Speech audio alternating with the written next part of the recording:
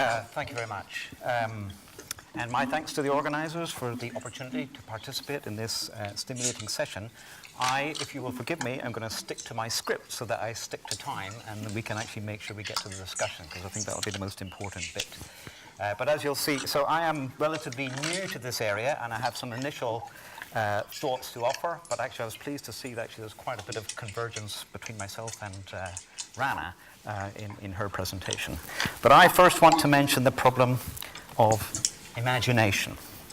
We like to think that we are an imaginative species, and we are in many ways, but we're not as imaginative as we think we are, as this slide shows. Now, thousands of people worked together on the Apollo 8 mission, the first to orbit the moon, planning every single detail.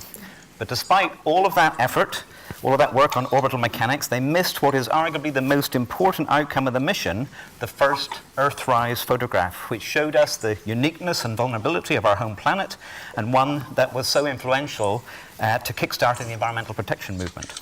No one imagined that the astronauts would see this, and that's why when they did, as you can see from the mission transcript here, the mission plan went completely out the window, and Lovell and Anderson almost came to blows in searching for film for the camera to take this picture. Now, I don't know the answer to the limits on human imagination, but there is good and growing evidence, as some of which we've heard today, from the worlds of business and research to show that if you can include different ways of seeing the world in your teams, you'll be better equipped to see its problems and to come up with solutions. And too many university leaders, it seems to me, have blind spots when it comes to the problems of inequality and to the loss of opportunity that comes from neglecting diversity. Here we have perhaps the worst case of that blindness, Larry Summers, who was bravely name-checked this morning, former president of Harvard, who said that the low numbers of women in science and engineering might be due to issues of intrinsic aptitude. Now, we know that that is nonsense. And we know that Summers is probably very much an outlier in this view. More and more university leaders are, of course, again, as we've seen today, engaging with the issues of equality, diversity, and inclusion, including at my own institution.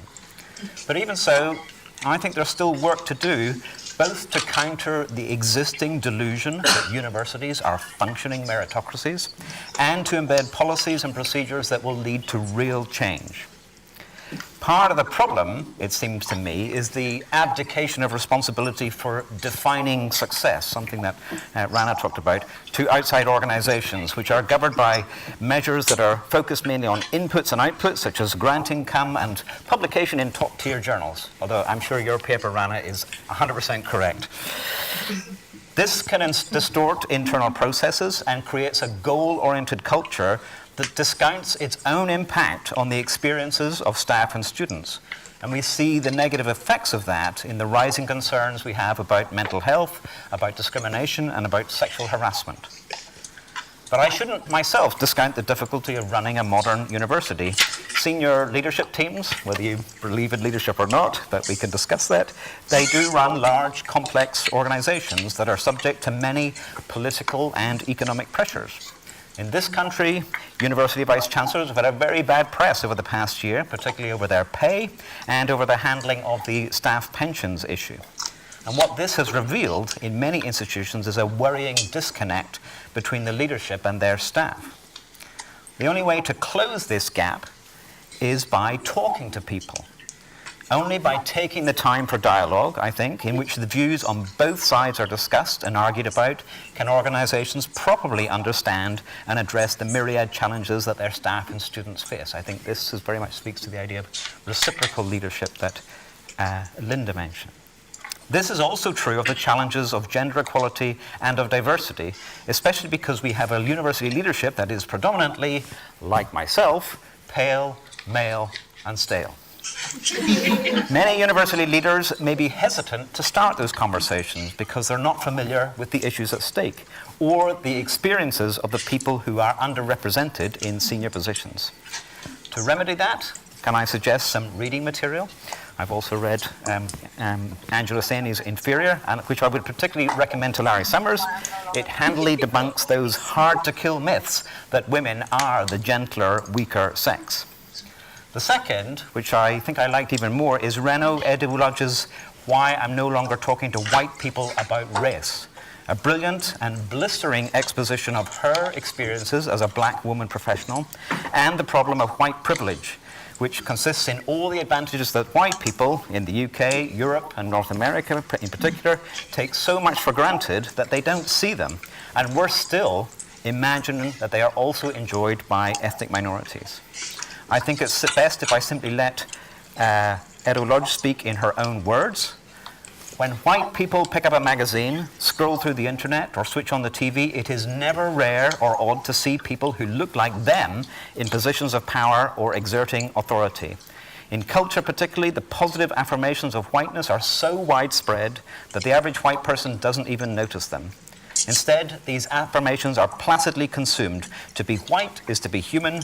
To be white is universal. I know this only because I am not. White privilege, she goes on elsewhere in her book, is a manipulative, suffocating blanket of power that envelops everything we know. It's brutal and oppressive, bullying you into not speaking up for fear of losing your loved ones or your job or your flat. It scares you into silencing yourself. You don't get the privilege of speaking honestly about your feelings without extensively assessing the consequences. And if you don't have time to read Edo Lodge's book, then shame on you. But if you're really pressed, then try feminist writer Peggy McIntosh's seminal essay from 1989, the link of which is on this slide. Now, one of the most important things that I can do in my new leadership role as Assistant Provost for Equality, Diversity and Inclusion at Imperial is to help underrepresented voices be heard. We're already doing that to some extent at Imperial through programs like Calibre, which helps to support and empower disabled staff. So, to wrap up and really keep to time, as I'm learning through my reading and through talking to many different people at the institutions, there's much more still to do, and I have a lot left to learn, and I've been learning something already in this session this afternoon. But I'm determined to do what I can to ensure that we no longer deprive ourselves of the talent and the breadth of perspective that we need to identify and address the challenges that we all face. So I look forward very much to your questions and to the discussion. Thank you.